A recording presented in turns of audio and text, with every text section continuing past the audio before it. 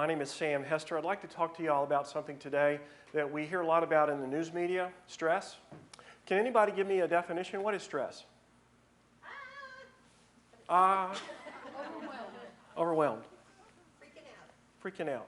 Can't sleep at night. Okay, anxiety, can't sleep at night.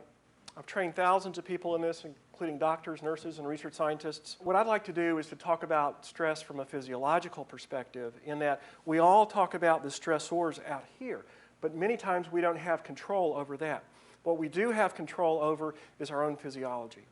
So my definition is our internal physiological reaction to perceived threats outside. So what happens to the body when we do that, when we hit our brakes? 20th of a second. What happens to the body? Our heart can jump 30 beats in a second. Do you know that? Blood pressure rises. Okay? Our breathing automatically goes to rapid and shallow to keep those systems going. And that's called an acute stress reaction. But what's more insidious is, what about when you're in the middle of the night, you wake up and you think about the report that you didn't send to the boss, or you have a virus on your computer, or something like that, and you go, and you catch yourself. We don't have to be aware of that to know that we're stressed. The mind can trigger that same reaction. So when we talk about stress, we're really talking about chronic stress. That's a buildup of those stress hormones, actually. We're worried about the corticosteroids in our beef supply. What's in our muscles when they get tight? Same thing.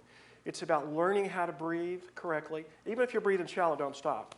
It's about learning to retrain yourself to breathe and to kick on that relaxation response. It's like when you're warm in your house and you turn on the thermostat.